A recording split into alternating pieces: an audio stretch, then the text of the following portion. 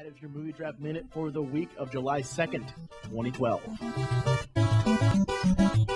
All right, man, look, what an unusual episode of NSFW, where we had an opportunity to have such a candid and awesome conversation with somebody who will shape geek culture for the next, couple of decades. How badass is that, man? Dude, it was certainly something, man. That was awesome. That was an awesome conversation. Oh, by the way, eat a bag of dicks, Ernie Klein, because there it is right there. Theater-wide tactical warfare. Although he also says, he pointed out theater-wide biotoxic and chemical warfare. So they're both right. They're both right. Touché, sir. Hey, we should check in real quick. We wanted to talk about the our book, right? bit.ly/the Diamond Club book. Is that what it is? Yeah.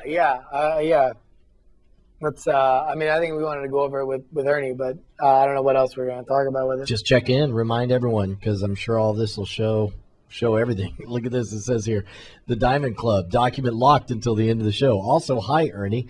Look, we got a lot of juice in here, and by juice, I mean human fluids being shot all over each other in the sexiest way possible. We keep those contributions coming. I'm very pleased with the sexiness and the bodily fluids and the banging that I'm seeing so far. It's the one rule, folks. The one rule. Lots of banging. God, we got too excited with Ernie's genuinely fascinating personal story that we didn't get a chance to talk about. Holy crap, we got hundreds of pages. Hundreds of single-space pages. Yes.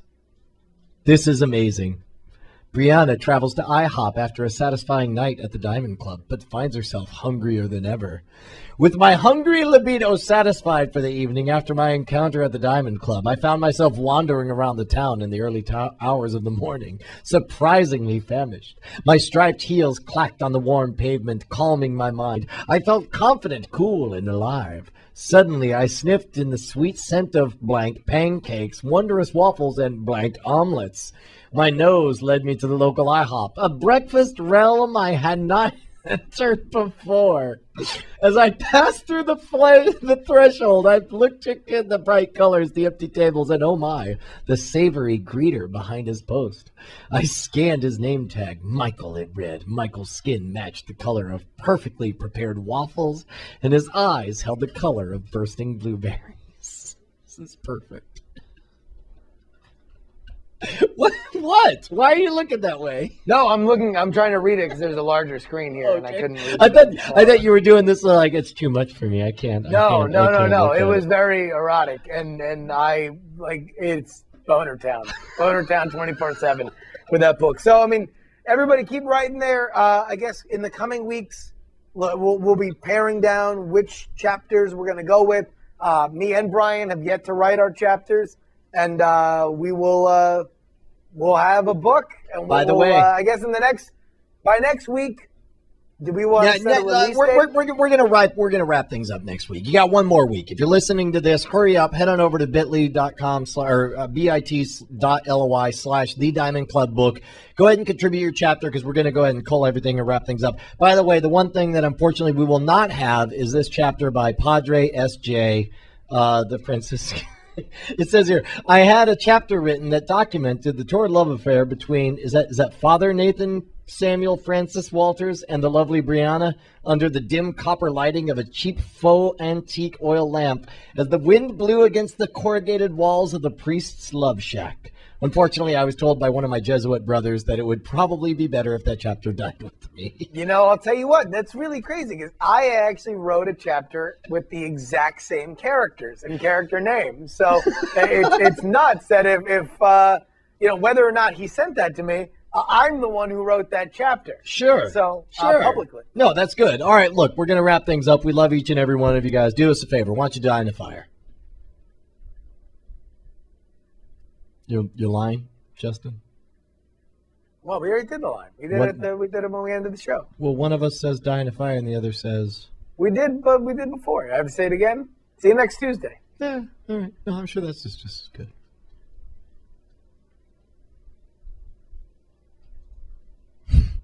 All right, what are we calling this episode? I don't know. Wrist I saw jizz? a lot of people said wrist jizz. I don't think wrist jizz is going to make it. Actually, it was in Empire Strikes Back. Let's do it that. There we go. Okay, all right, got it. This is NSFW episode 134, recorded on July 3rd, 2012. Actually, it was in Empire Strikes Back.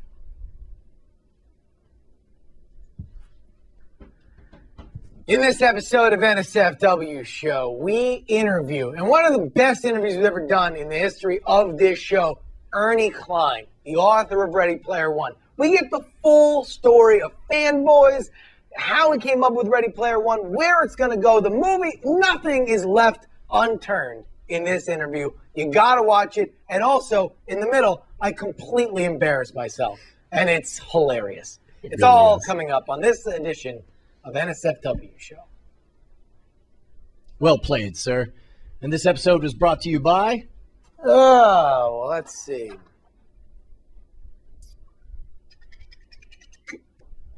This episode is brought to you by Squarespace.com, the fast and easy way to create a high-quality website or blog.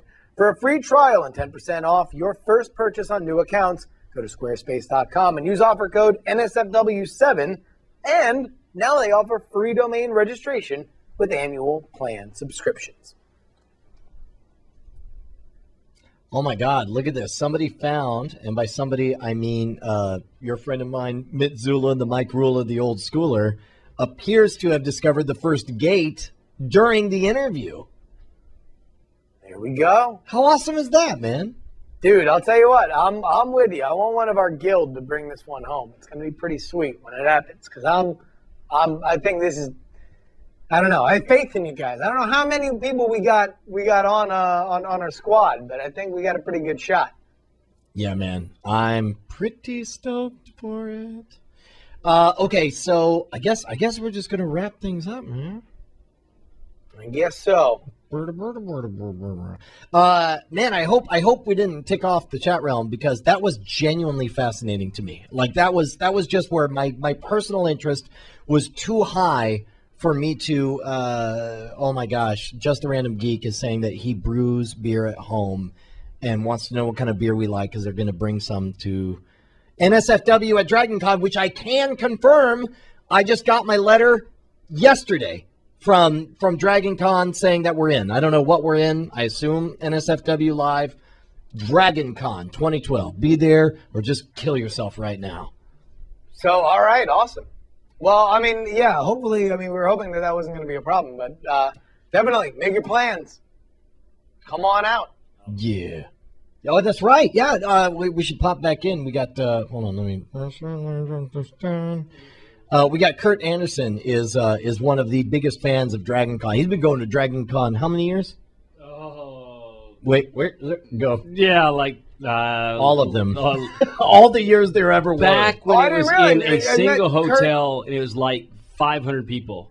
Oh my God! Really? Here's something that most people don't know. I was one of the DMs for the first $10,000 cash prize Dungeons and Dragons tournament. And it was run at DragonCon. No kidding. Yeah. That's amazing, dude. So we've been going since like 1990. Wow. Matter of fact, Justin, the last time I saw you, I met Kurt, and me and Andrew had lunch with him and his lovely wife. How you doing, buddy? Good. Last time I saw you was at DragonCon. No, because we saw each other. That's right. After. That's right. You had a lecture. Yeah. That's right. That's right. Bama. In Birmingham, I took you to Dreamland. Absolutely. That's yes. right. On the Barbecue World Tour. Yeah, by the way, for people wondering, somebody was just like, where the F did this guy come from? Kurt's actually been here, but of course we had Ernie already booked, so we just focused on Ernie, and he was sort of the studio audience during this show. But dude, it was amazing. Oh, great show. It was an honor to sit in and listen to all that. Totally love the 80s and the whole thing. Dude, so you need to read. You need to do. I'll absolutely have to. I will. I'll loan you my copy of Ready Player One. So sweet. To tell you how much of an 80s geek I am, I have a 13-year-old son that can name song and artist of almost any 80s top 40 hit or metal hit just by hearing the first little bit of the song. You're preparing him for when awesome. for when Halliday dies and there you go. bequeaths the Oasis to my someone. son could probably find the keys quicker than I could in the book. That is awesome, man. Well, I guess Justin, what's your story? Do you have to bug out here? Do we have to wrap this thing up? Yeah, I'm going to eat pizza and then I'm going to drive home. Pizza! Because I got an hour drive home. Do you have time to hang out and eat while I render this, or? I don't know. I'm paranoid after the Bagel Bites thing about eating on screen, so I prefer not to. Sorry, I didn't mean to make After I completely embarrass myself, I'd like to not give another gigantic embarrassing thing if I could in one day today. Well, all right. Well, then here, I'll let you drop off, and we're still live. In fact, good to see you again, man. Good to see you, absolutely, Justin. man. I didn't realize that you were the guest. I didn't put two and two together because I'm dumb. No, that's cool. Hey, I'll see you at Dragon Con, though, if not before. Absolutely. No, it's going to be the best time ever. Absolutely. Right on. Okay, so you can hang up, and I guess we might drop off the Twit feed, but for those of you guys watching, we'll continue on the Justin feed. I still need to render this video, which will take a little while, so I'll be on for a bit. I just hit stop right there. I'm going to hit save. I'm going to go to this other thing. Chad, what's your plan here? Do you want to drop me off, or you want to hang around for a bit? What's your plan, Chad? Oh, wait, I'm sorry. Should I have talked to, is Jammer B there? I've got no plans. Jammer B's running the board. Oh, okay, right on. I'm sorry. That should have been a Jammer B question then. Yeah, no. I'm going home. I'm going to some people go home. Chad's probably going to be here later. We can keep you on for a bit. All right. Well, that's cool. Let me do, there was a couple of videos that I thought were actually pretty funny earlier, but I didn't get the chance to do them. Ernie Klein. I'm going to save as a WMV to be safe, and then I'm going to save as again as a .mov. Save, and there's the encoding thing. And now, all right, let me find some of these other ones. This was almost the opening to the show, but I was too tickled by the weatherman in that moment. Hey, I'm gonna All decks, all stations. Wait, what? I'm gonna turn off Justin's feed to you Okay, that's fine. because he walked away. No, that's all right. All right, here we go. All decks, all stations. This is the captain speaking. All decks, I must have your full attention.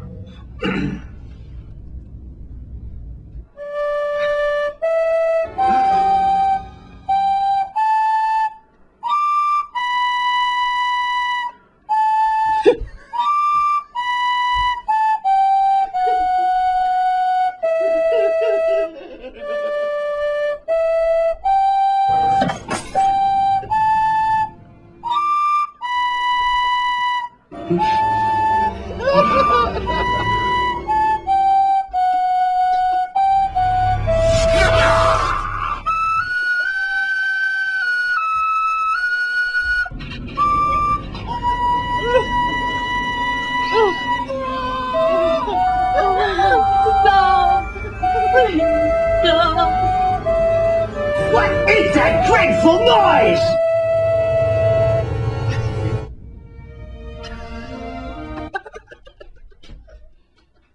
All right, so that was here. I'll go ahead and post that link in the chat.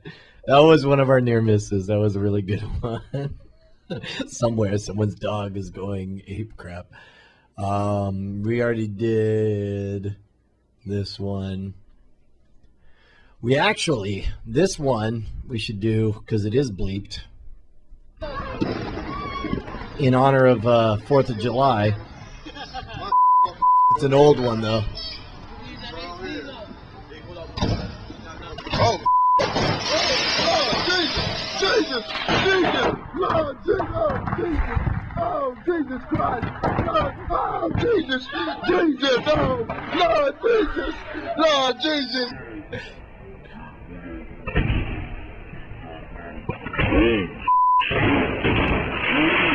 Yeah, see, I don't understand why they did this slowdown thing. That's so not the best part. It's this part here. Get the water, Jesus Christ, Lord have mercy. Get the water, it's going down. Ah, the mother bootleg fireworks.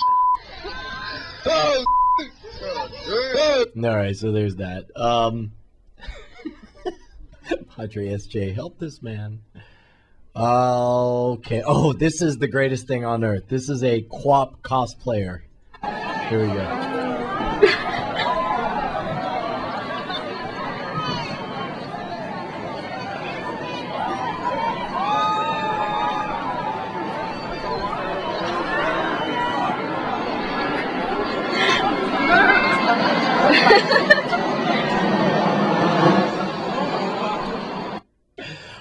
I'm so in love with that. It just occurred to me that here, I'm actually going to play QWOP. I'm going to play QWOP for you right now because you haven't seen this, Kurt. QWOP. I'm just going to search. Here's QWOP. So here's the thing. You got you got your thighs and your calves, and they're powered by Q, W, O, and P. So you just got to. So it's a rhythm deal. Wait, nope. Okay, hold on. All right. Wait. Oh, yeah. Son of a bitch. Okay, here we go. No. Damn it. Okay. Your 0.9 meters is looking pretty good right now. Damn it. Point -4. Damn it. All right, here we go. Damn. All right. No. Okay, that's 1 meter though. Damn it. Oh. All right, I want you to try this.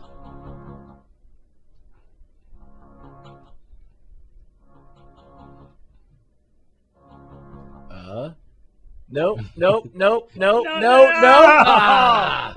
So close to 2 meters. Damn it. Dude, this is BS. This is. Here's the problem: is that Kurt is genuinely amazing at. He won at tumors. In the game of tumors, yes, Kurt won. Had the biggest tumor of the month. Yeah, seriously, Kurt found out that he had a tumor bigger than his liver on his liver. Like the tumor wasn't on his liver, the liver was on his tumor. And then they cut out like 8.5 pounds. Like they're sitting there talking about like, oh yeah, you may need to go on the list for a liver transplant. And he's just like, yeah, but will I make my show in 10 days?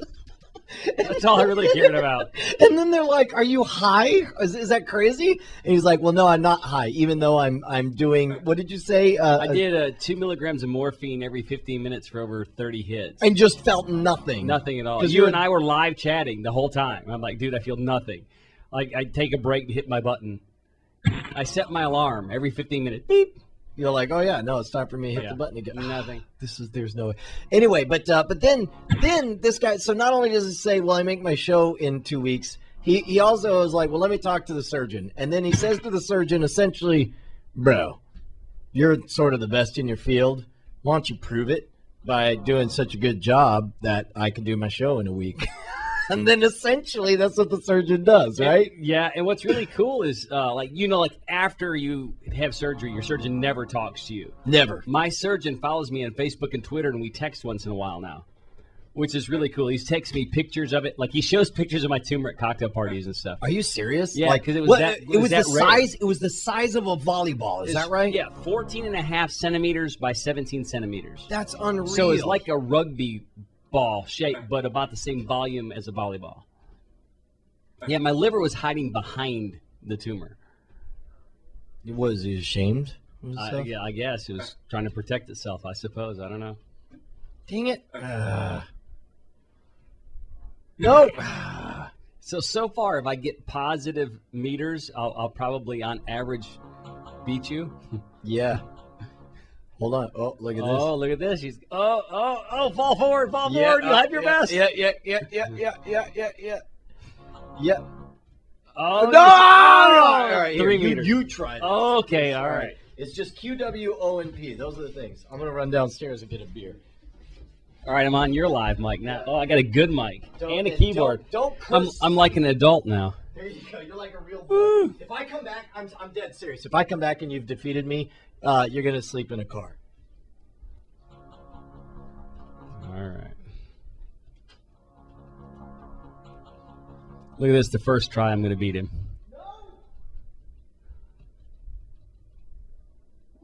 Come on, go, baby, go. This is the first time I've ever played this game. Brushwood, I toast you, man. My first time ever, I'm over 4 meters. I should just fall down just so I win. I refuse.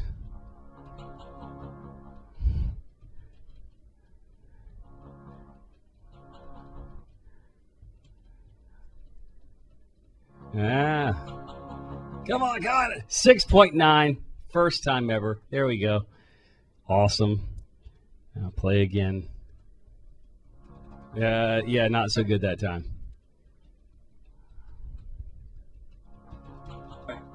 I lost my mojo, I guess.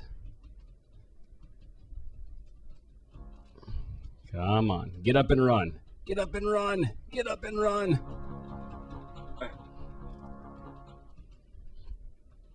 It's like the hardest game ever. It's 4 buttons.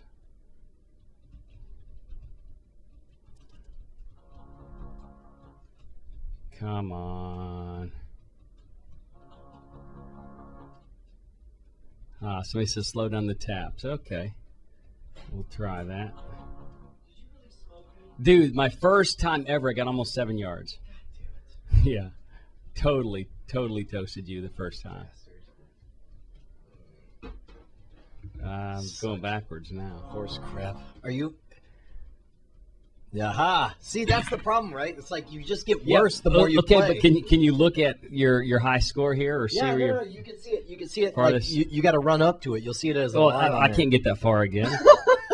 And I know you can't get that far. Okay, all right. I see what you're doing there. Oh, look, that was a brushwood run. Okay, all right. I'm not exactly sure kind of what pattern I got into to start with. See, and I don't. There's something about that beginning. It's like crack. Quap is like crack. It's like, why would you walk backwards, just fall on your face? Come on, you can do it. Go, run like the wind. I'm dancing. I can't run. I'm dancing. No. I wish you would have been here for the first one. I believe you. I totally believe you. Everyone's telling me you made it past 6 meters, which is phenomenal. Yeah, I should have just stopped in the first one. No, like I said. this is great. I was like, I'll stop at the first one. Get up and run. Hold on. Somebody's sending us a hilarious rage quit. Up and run. Run. Oh, this is great. You realize, guys, that we've got the Olympics are happening, which means we got to do the next version of the Winter Games, although it'll be the Summer Games. We ought to think of a word that sounds like summer but means winter. The some It sounds like what now? What do you got to think of? Yeah, I don't know. What word do you got to think of? It sounds like what? Well, because we had during the Winter Games, the Winter Olympics, we did an episode called the Winter Games, totally unaffiliated with the Olympics, because that would be the warm solstice games. Yeah. What about the Funner Games? Because that sounds like summer. I don't like that. Are you just gonna? Oh, see, there it is. There's your best. Can you make it? Can he? River Raid. Can you make it? No. Can he? What? No! Don't fall backward! Don't fall backward! You're good. You're good. You're good. This is the greatest game of all time. Oh, I can see the finish line. No. I just started to get somewhere. Oh my God. Yeah, man.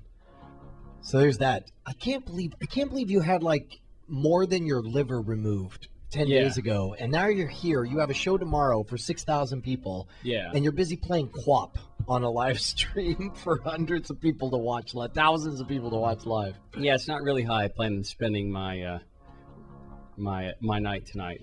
Like 2 weeks ago, I wasn't sure if I was going to live or be a burden on my family. Now tell me sincerely, life. like after the prognosis that they were giving you, was there like serious like, holy crap, bro, I might die? I just kind of never plan on that. Like there's just you're like, sorry, bro, that's not the plan. I'm like, that's not me. I've got other things I've got to do. What? Keep talking about dying because you're winning at Quap. I've got 3 kids and a wife, and I'm just not ready to. I've got too much magic, too much art in me, too many things I've got to do yet with my life. So, dying wasn't one of them. It's amazing. I just kind of felt like I was going to be okay. But I guess the worst minute for me was it took me 5 hours to initially see a doctor in the emergency room. Yeah. So once I see him, They do some tests and stuff. They say, well, we're going to send you back for a full CT scan. Now, at what point does the immensity of your situation hit you? Because that's kind of what I'm getting to, is the point where I knew it was really something. Yeah. Is I go back for the CT scan, and I already know it's going to be like another hour before I see the doctor, because I end up going to the emergency room for this. And now, mind you, I went in the emergency room with a stomach ache. Okay, you're like, I got a bellyache. They're like, oh, yeah, well, that's nobody else was because open. You're gonna die. Nobody else was open, so I'm like, well, I'll just go down there, and so they send me for a full CT scan, and on the way back, I'm thinking, well, now I'm just going to sit in this room for another hour and wait on the doctor, because it took 5 hours to see him to start with. Right. And so, 12.9 though. See, the moment you've talked to a doctor, yeah, you flop. So when they open, keep going. I like this. I like this. I want to start interviewing people while they play Quap, and seeing if they can defeat their all-time record. So when they open the door to my room, I can see the doctor's already there. And I'm thinking, this is not good. The doctor never is waiting on you to get into your emergency room. And the doctor looks like they took me. The doctor's all you see is like through the crack of the door. You see the doctor going. He's standing there. Now it took 3 hours to get called back, and then they left me in the hallway for 2 hours. Right. Like I posted a picture that said hallway D, and I said this has been my room for 2 hours. I'm like literally in the hallway for 2 hours. So they finally do the test. And I get back there, and they open up the room, and the doctor's standing there. And I thought, this is not good. Yeah, sure. And then when they push the door all the way open, my wife's on the other side, and she's crying. Oh, that's usually not a good sign. And I'm like, this is not a stomach ache. I no longer have just a stomach ache. She's crying with joy because this will be so easy to fix? Yeah. Well, what they said was, Mr. Anderson, we found a tumor on your liver. We found some spots on your intestines. Oh, and you have a kidney stone, which I don't know if you even know. I have a 1 full centimeter kidney stone still inside me. Rock in your crank. Yeah, it's you got a crank rock. 10 millimeter kidney stone in my kidney. Yeah. So I hear you've got these things on your intestines. And you're like, so I got a bunch of crap. Whatever. Well, no, because my grandmother died of colon cancer. Yeah. I had an uncle on one side of my family have colon cancer. And by the way, you want to tell everyone the other side of the story about your history with the missus? Well, my wife has had breast cancer twice. 2 times. Before age 40. She won the cancer lottery twice. Before age 40. She took all of the testing for they call BRCA testing, which is to see if you have hereditary, and negative for all of that. Sure. Negative. Like she's got no genetic predisposition. Randomly got it twice. Like never smoked a cigarette. A college athlete, healthy. And in fact, the first time we met in person, she was still undergoing chemotherapy, right? Yeah. She had the hat on and everything. Yeah, lost her hair twice. Yeah, man. The whole thing. Full blast of chemo and radiation, like the strongest stuff they can give you. 4 types of chemo the last time. You guys, and what was amazing. And then our oldest son has one of the most rare forms of epilepsy that's ever, been devised. He's had it for 11 years, taking his ability to learn and communicate away from him. Yeah. Well, and I'll tell you what, though. What's amazing to me is how you guys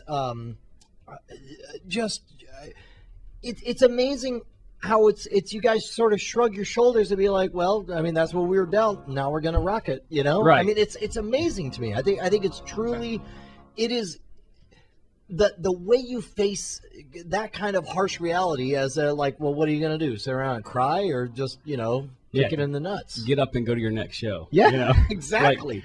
So the guy tells me you got this stuff on your intestines and you have a kidney stone. And so I'm going, whoa, wait a minute now. What? Because I've had 2 uncles that had, intestinal cancer and everything. And he goes, yeah, it's big. And I went. So part of you is just like, I'm sorry. Don't you mean my wife thinking has about cancer my intestines? Again? Yeah, sure. And he says it's big. I said, how big? And he holds his hands up. And I'm like, that's like the size of a volleyball. And he goes, yeah, the mass in your liver is like the size of a volleyball. And I was like, my liver, I'm worried about my intestines. So now I'm thinking I've got cancer in my colon and my intestines, and that's no big deal compared to what's on my liver. Right. That's when it became real.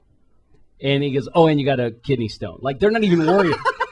This is supposed to be Steve like the Jobs. worst pain known to man. They won't even By the way, allow you your to parting try. gift is that you also have a kidney stone. Right. They won't even allow you to try to pass a kidney stone of 5 millimeters. I've got one that's over 10, and they're going, "Oh, we're not even worried about that."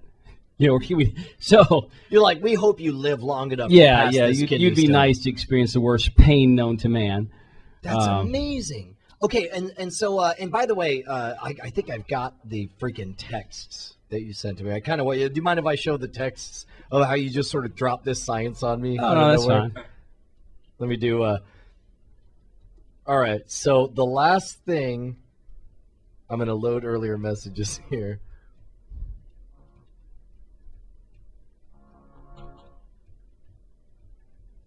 Hold on.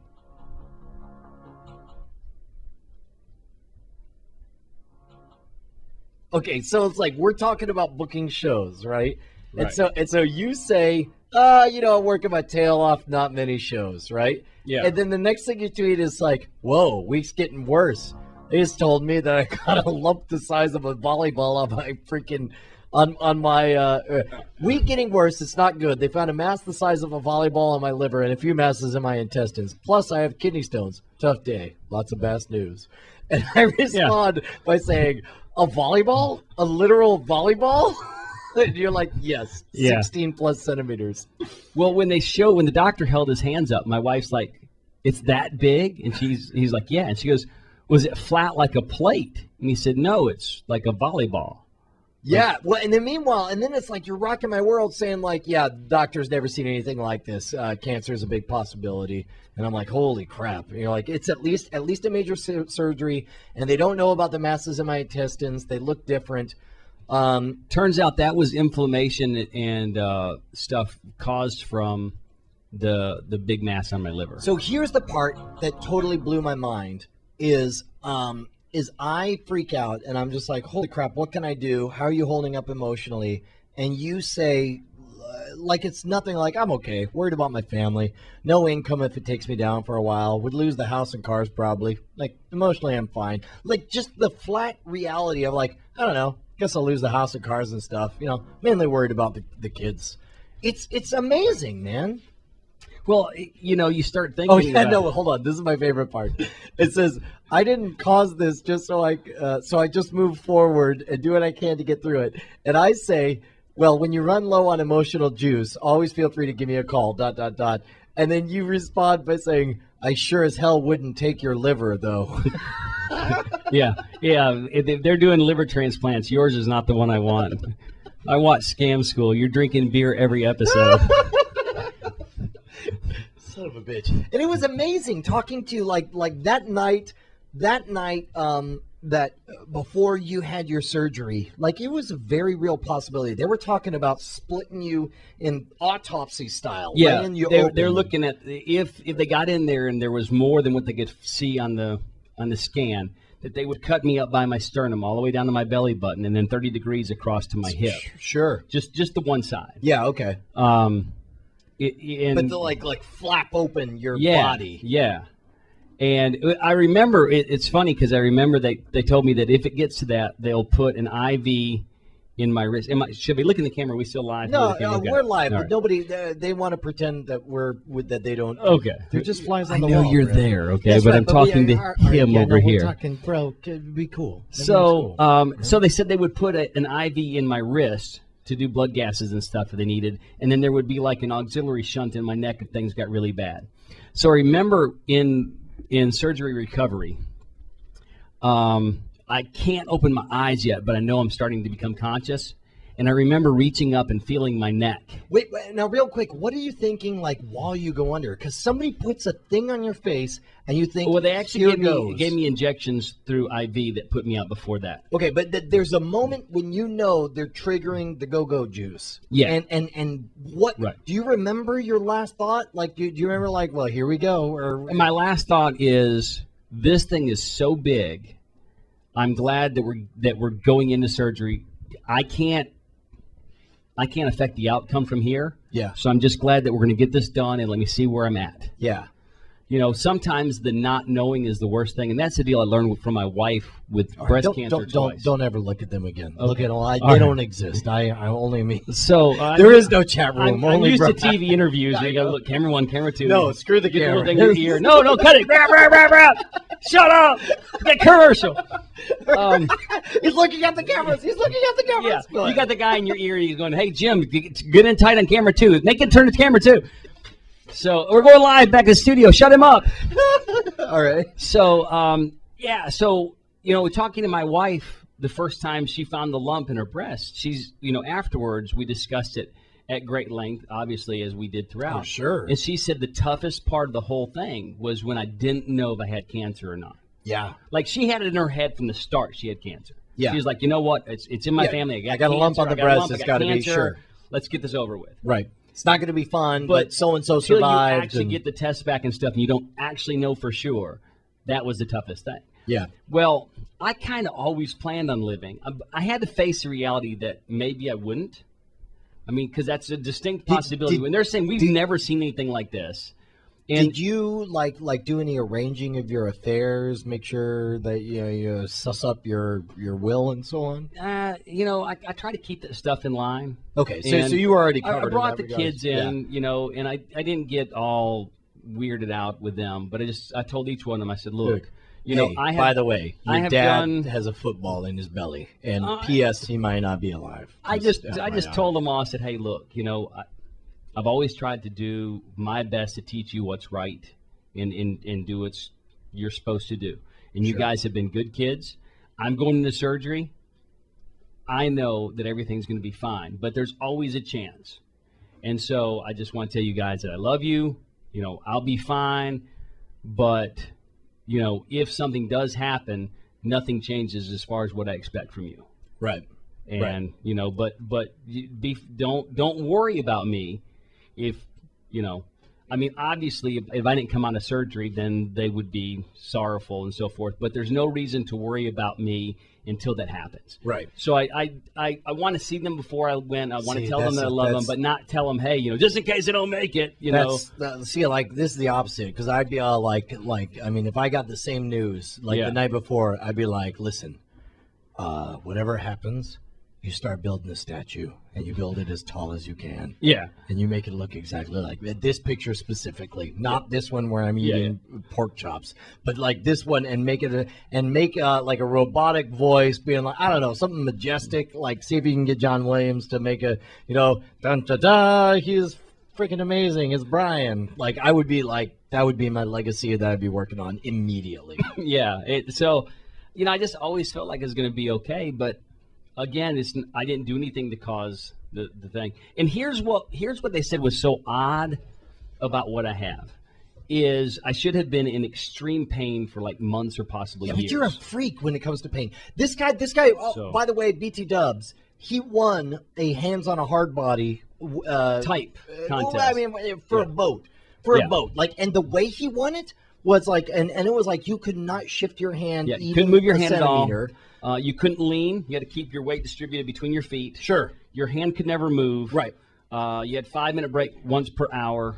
The chick he defeated was part of like a cartel of boat winners that extended back for however long. No, they had never won. But she was second to me. She had a whole support team or whatever. They spent tens of thousands of dollars preparing and her. the moment that won it was when Kurt's there with his hands on there, and it's down to just him and one other chick. Started Friday. We're talking Tuesday now. Yes, 72 hours, right? It was 91 hours and 38 minutes. Jeez Louise. Okay, so anyway, so you're there, and so and one of your buddies comes up, and you're like, hey man, we gonna get wings or what? And then you kind of look at your watch, you're like, I don't know. I expect to have won it by Tuesday. By Thursday. Yeah. And you just shrug like it's no big deal. Like, I don't know. I'll probably stay here for a day or two. Because the same girl was second the year before, yes. And she lost on Wednesday. Yeah. So my buddy's like, hey, I'm going to work. I didn't think you'd still be here. Yes. I've been listening since Friday. It's Tuesday. He says, can I come back by and bring you a burger, wings, or something? I said, sure. And he said, you going to be here after work? I said, oh, yeah, we'll be here. He goes, what makes you say that? And I said, well, I feel great. And the girl that I'm up against went till Wednesday last year, and I've seen her team. I know she's prepared. So she's probably going to go till Thursday. I figure I'll win Thursday. Yes, and then the moment you say this, the chick like 3 feet away from you just starts bawling, starts losing it. And her mother, now she's college age. She's like 22. Yes. Her mother goes to the judge and says that I'm trying to goad her into losing. And the judge comes over and asks what's happened. I said, look, no, I was talking to somebody else. And I was just being candid because I honestly, I didn't come out here to lose. Yeah, okay. Sure. I mean, she didn't come out here to lose. Yeah, none of us And I didn't did. say, I just said I believe I can hold my hand here until Thursday. You're like, let me clear the record. What I did not say was, I plan to have her family killed by Wednesday. Right. It's right. I didn't say anything to her or about. I just said I plan on being here. I figure it'll take till Thursday to win it. Yeah, sure. Nothing against her, whatever. So, anyways, they even had looked at filing a court case and the whole thing. But they didn't. It was just a stressful time. She was second the year before. Her mother was like, what kind of great person are you? She was eighth the year before that. The year before that, her mother was second, and the year before that, her mother was 10th. You're sitting here defending her. We became friends. We actually almost went on the Amazing Race together. What? It's a stressful time. She was sleep deprived. For some reason, I never got sleep deprived. As a matter of fact, the weirdest thing probably about the whole deal was when it was over, I went and took the drug test. You have to take the drug test if you win. To make sure you aren't second all or third. hopped up. Okay. Right. And then I wasn't tired, so I went and did a couple interviews, and then I went and played a softball tournament that night. Are you kidding me? So I was actually up from Friday morning at 7 a.m. till about 11:30 Tuesday night. No, but and then I was back up Wednesday at 7 o'clock. Can't you take little naps along the way? Well, you get a 5-minute break once an hour. Okay. And you get a 15-minute break at 12 o'clock, noon, and midnight. You're a freak, man. So I just decided. Morphine did not affect you. Morphine didn't affect me. You are a robot. You are cyborg. I'm scared about the kidney stone because they give you morphine to stop the pain, and I know it doesn't affect me. Well, you're like, listen, I brought my own. It's called heroin. Well, no, that's the crazy thing. When they sent me home from the hospital, the pain medicine they gave me is an oxycodone. It's an opioid. Same opioid as same base as heroin. Yeah, sure. And so I took a couple of these and nothing. So I called the doctor's office the next day and they're like, yeah, triple the dose. And you're like, okay. So I tripled the dose, nothing. So I run through a week's prescription in like 3 days. So I call the doctor and I say, look, this didn't do anything and I'm still uncomfortable. I'm having a hard time sleeping at night. Yeah. Can you give me something else? They're like this is about as strong as stuff as we can give you. Like, we can give you a back rub. Well, they didn't call me back. So I called the pharmacy the next day. I said, look, can you call this in? They said, no, what they gave you is so strong, you can't have it called in. You have to have a written script. Yeah, sure. So I called the office back the next day and said, can you prescribe me something else? Because this isn't working. And right. They said, well, we don't really have anything stronger we can prescribe you, but we'll prescribe you the biggest pill, this oxycodone they make. And then you take like two of these every... They give you one of these. They're like, here. The big horse pill. Put this in your mouth. So it's like 755s or something like that, and I'm supposed to take like 2 every 4 hours. And so I popped 2 of those. 4 hours later, popped 2 more. Didn't do anything. That's only 4 I took because it literally did nothing for me. See, you're a freak of nature, man. This is amazing. It's completely nuts. But the whole thing that was so different. There's a lot of people who had volleyball-sized tumors, but they said the liver is one of the most sensitive areas to get a tumor. Yeah. Like a big tumor in your liver is the size of the end of your thumb. Yeah. The tip of your thumb. And now I've got a tumor bigger than my liver on my thumb, on my liver. Right. And I'm not in pain. And they're like, how? And I said, well, I play volleyball every week. I play basketball every week, and I'm out there playing with guys like college age. Yeah, sure. Half my age. Yeah. And I'm holding my own, and they're like, you had to have been in some kind of pain. I'm like, I'm not in any pain. And so that was what was so bizarre is there is no tumor that they've ever found in their checking and stuff that's benign, that's that big, that's attached like the whole face of your liver, and yet it's the size of a volleyball and no pain.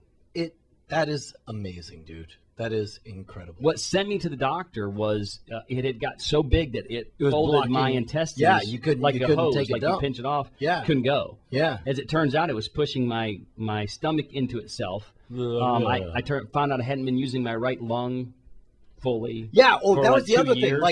Like, out of everything, like, I'm sitting here, you and I. Okay, so it's like I'm releasing the Scam School book. I do this talk at the DJ conference, and like, I find myself in this evening with nothing to do, and I'm there in a hotel room, and you and I start direct messaging each other, Right. and it's like I am getting all deep and heavy in this, thinking like, son of a bitch, like Kurt is going to go in. They're talking about a transplant. They're talking about this being it. I'm like this. Yeah.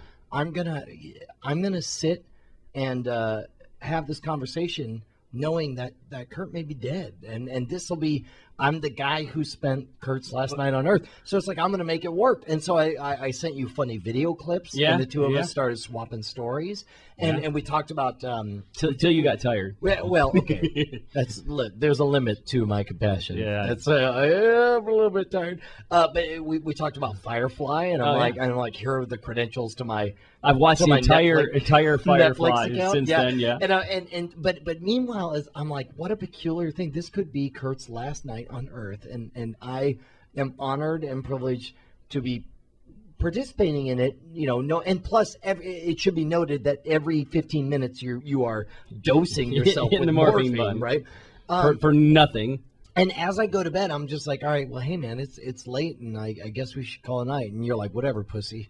And then, not exactly. I mean, you didn't use those words, but that was the attitude. And so I'm like, well, bye, hope you live. Yeah. And then I go to bed. How do you end that conversation? I know, right? And then I wake up in the morning, and you're just like, oh yeah, no, everything's out, and plus there's like virtually, I got like 3 minor dots on my body where they did the endoscopic surgery, and the next day it was amazing, man. I am so thrilled that it worked out so well. Oh, yeah. And as strange as that evening was, I'm so thankful for it because, I don't know, there was something. It was great for me, too, It was one of those magic evenings where it's like, there will never be, with our friendship, a night like this again. Right. You know what Hopefully. I mean? Yeah, please. Hopefully. Unless it's like, guess what, bro? My liver, it's my turn. Yeah. It was great for me because, like, my wife was trying not to show me that she was completely like wigged out. Like she'd say, "Well, I need to go down to get a Coke or something and go cry in the hallway for 30 minutes." I didn't know this till afterwards. Right. But I was kind of trying to pretty much be myself. Sure. Like I said, I didn't cause it. I can't do the surgery, so all I can do is just be me and see how it happens, see how it turns out, and do what I can. So, you and I had that. Let's just be us. Time. We goofed around, funny videos, joking back and forth, but talking serious too at the same time. And that allowed me to just kind of be an outlet and be myself. So that was it was good for me too. And then I also felt like it ought to be, in print somewhere that if I was taking morphine every 15 minutes and did like really trip out. Yeah, sure. That I would be able to go back later and laugh with somebody and go, look, you can't believe what you said. Yeah. By the way, we should talk a little. Can we talk a little bit about the experience with the with the doctor? Yeah. About the endoscopic. That was like surgery. one of my proud I am this close to trying to trick you into pulling up your shirt and showing how little you have on your. It's amazing. It is amazing. He's got like a dot, so and a scab here's how it worked to start with. The first hospital I was in told me that it was going to be like this, this big cut, like an 8-inch cut across here, because that's like the smallest point of the thing. Sure. So I would be cut, like I would be split like this. Would be the smallest. They also talked about doing the full cut down here and across. The giant flap. If anything went wrong, giant flap. Right. And I was like, you know what? There's a better hospital to go to. UAB is an excellent hospital. Let's go there. The surgeon came in before I could express my desire to go to UAB. One of the best surgeons in my town in Tuscaloosa came in and said, "Look, we've never seen anything like this before. We think you should go to UAB." We've called them. They've never seen anything like this before. But they've got a guy that does liver transplants all the time. He's the only guy we know, like in the state or hundreds of miles area, that would be qualified to handle anything that could go wrong here. So I'm like, that's a great idea. Yeah. So they booked me over there. Now, I know it's a big deal when I get there and the doctors are in my room there. They're all eagerly they're all anticipating. excited. They're all amped up and You don't want to like, be the guy like, that hey, it's volleyball. Volleyball's Yeah. here. What's up, bro? Volleyball. What's up, Wilson? Yeah. Like, You don't want to be the guy that 4 or 5 surgeons are excited to see in the same and they Yes. got their coats on. Yeah. That's me. They were like, they're like, I'm Dr. Broseph right there. Yeah. Go. What's up? So so they're telling me, look, hopefully if everything goes perfect, we can do this endoscopically. Right. And if that's the case, we're going to do 2 holes for the cameras and the wands and things. Sure. And then we'll have probably a 3.5. Basically snake something up there. Yeah. Take a look. And then it'll be like a 3.5 to 5 inch cut. Okay. And so I start thinking about that's a pretty big cut. Yes. And that's small compared to what's inside me. Oh, And sure, I'm cool sure. with that. I mean, get it out. Okay. Well, and Whatever you keep in got to do to mind, get it out. and also, this was the analogy you gave because you said the way this tumor is a giant 8.5 pound beast on your liver, but it's mostly filled with fluid inside. And the way you described it was, imagine that over time a jelly donut had crusted itself onto a desk. And the way to remove it was first you stuck something in to suck out all the jelly and deflate everything. Right. And then you went back and you sort of crusted off everything you could and sucked that out. Right. And it had a lot of walls and divisions and stuff in it. So, Sure. So yeah, that's multiple that's what we're chambers looking in at. there. Right. Yeah. But they're looking at, even if they take all the jelly stuff out, 3.5 inch to 5 inch. Sure. incisions Yeah. to get this out. You got a giant gash. So I'm thinking that's a lot better than full cut open. Sure. But then I start thinking I got a show in less than 2 This weeks. is the amazing. This is how what I makes this man a master of quap. Is that he thinks 3 to 5 inches still too much, bro. Too I want to to feel. know because I got to get out of a box and handcuffs I and a gotta work bag my and stuff. I'm not escaping from a straitjacket with 3 to 5 inches. Right, because because that could rip, So I start thinking about, is there anything I can say? Right. And so I realized that because of my wife having cancer, my son having epilepsy, I know a lot of surgeons. And surgeons are great. I mean, by and large, great people. Sure. But oftentimes have this prideful disposition. Well, and also Okay. they're Or a busy God people. complex. They're busy people. Very These busy people. But they save people's lives every day. And that's part of how they function as human Right. beings. Is at some point you have to stop viewing them as human beings, and you need to look at them as the next batch of meat that you need to cut very carefully. But they have to reward their pride by saying, I save people's lives every day. Sure. Well, I also know that the hospital I'm at, I already know that this is an unusual case. Sure. And they got the top guy coming in to do it. Yeah, absolutely. So this UAB is also a hospital where a lot of really big up-and-coming surgeons come to study. Right. So I realized that they've called the head, they've talked to several surgeons. So there's several people watching. Right. And I've got the best guy here going to do the surgery. So I kind of take a page from some mentalism stuff that I've been studying and some hypnosis stuff that I've been studying. You I use some carefully crafted words. I try to come up with a couple key phrases that I could repeat throughout my conversation. Right. That would kind of give a directive. I'm going to change this over here, by the way. Go ahead. Keep talking. Okay. So, without delving into it too much so that people try to do weird stuff to their friends and family. Oh, and no. whatever, Hold it. Yeah, just tell them. Nobody cares. But, I basically appealed to his pride, let him know say, that everybody say was what going to you be. said, because that's the significant thing. Is Well, that you I emphasize the words, you will keep the scars as small as possible. And I emphasize you will. But it wasn't like a voodoo mind thing. It was like, but it was you, more you emphasis. said you were essentially like, look, I understand you're at the top of the field, Right. and I understand that you want to protect your reputation. Well, and because I told of him, that, I didn't say that because I don't want him to get defensive. Okay, all right. What I said was, I got transferred here. I could have been transferred to any hospital, in a pretty wide area. But I'm glad to be here because I know that you had the ability. You appealed to his pride. Right. You had the ability Right. to do the best surgery for me. Right. I have full confidence in you. I expressed several times my confidence in him. I have full confidence that you will do your best to keep the scars as small as possible. So I give more emphasis to you will and small every time I talked about him and the scars. And I said, I know that you can't approve me doing a show in 10 days. Right. I know you But- can't officially. But I also know that, the other doctors here will be seeing your work. The other people involved in this case will take a look at this when it's over to see what it was. And I know that gives you an opportunity to do your best work. And you also, I'm assuming also you did a trick for him before this. I did not. I did not. He didn't ask for a trick. It was just kind of all business. I did one later for him, though. All right. So, I just kept telling him that I knew that he would do the best job. I knew that he would keep the incisions as small as possible to give me my best chance to recover.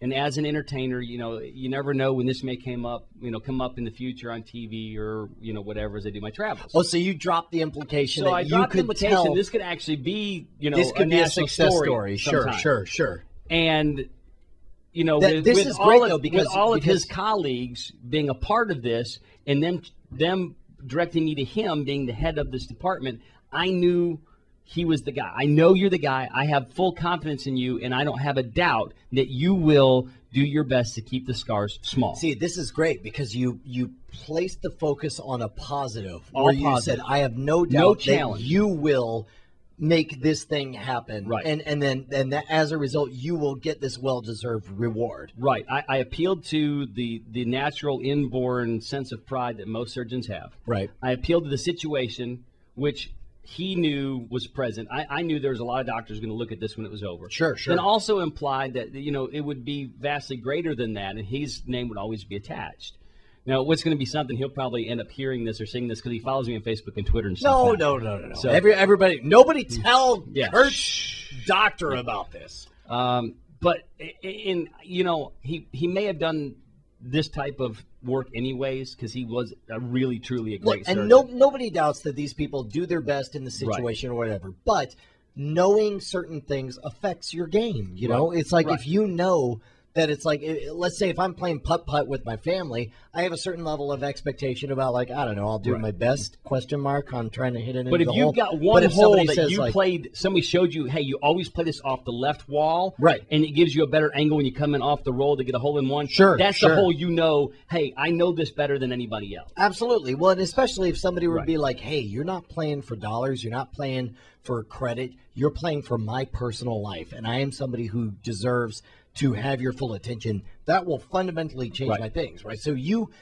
managed to talk your way into not being another piece of meat to be cut, but instead to be an important person who deserved his best efforts. Yeah.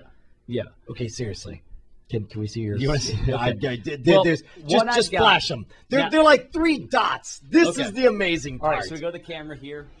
Is there you go. Granted, I'm supposed to have this. He's supposed to be split in half. Hospital, from here like this, or at minimum, like they're telling him like flap open, grab stuff. The best case scenario I heard would be 2 holes here for the scopes, and then like a 3.5-inch scar here, which would be like from here to here. Right. What I ended up with. Look at that! He's got dots on him. These 2 dots here, and then the incision. They actually removed. Is that amazing? Piece by piece out of my belly button. He's got dots. These are from a double hernia surgery last year. These are old news. Don't look at those dots. This is the drain tube, which that's just. Is that amazing? They're freaking out in the chat room. They're just right there. That's it.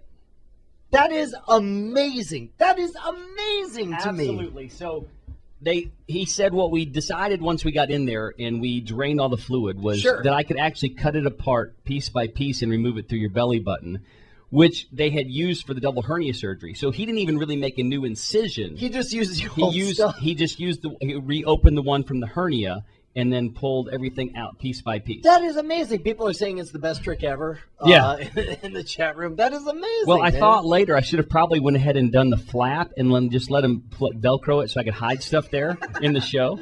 Yeah, you know, use it as a top end. Disappear. Just like, hey, where'd your wallet go? I have no clue. No clue. Strip search, man. All right, look, we got to wrap things up here. Thank you, everyone. Thank you to everyone who hung out this late. I hope you guys enjoyed this rather unconventional NSFW show. It was a blast. It was. I would like to think this is one of the most fascinating episodes we've done. I don't know. Thank you a million times over to T2T2 being our live quiz show operator. That was amazing. It was amazing. Thank you very much, of course, to Jammer B. Thank you very much to Chad. Had a great time. A bonus-sized episode of NSFW. We're going to put that Trick and Scam School Book 3. There you go. Yo, you know what? Actually, we should. We should tell this story. Do the story and talk about the positive reinforcements. Photos of your dots on you. We can do that. Because essentially you're using scam school techniques in order to freaking save your life and have, dots instead of slashes. Yeah. That's amazing. Yeah. All right. Well, look, Jammer B, are we good to go, man? Jammer B left. Yeah, Chad. forget that guy. What did he ever do for us? Yeah, right? Chad, thank you very much for helping us out and running the board and everything. Not a problem. All right, man. I will check you later on, guys. I hope you enjoyed tonight's episode. Thanks, everybody. Thanks for having me on the show. People are saying, please definitely invite you back. So absolutely. We'll make that happen. I got a computer at the house. We can, can roll with it. Skype you in on some. We'll have a magic-themed episode at some point. Cool. All right. Bye, guys. We love you. Bye. Okay. Spiky hair duo. Awesome. Cool. We're still on Justin, which I'm going to shut off now. You can live in a fire, it seems. Live in a fire. Everyone always said that's our sign-off is die in a fire. Oh, yeah. But they're like, no, you can live in a fire. All right. Bye, guys.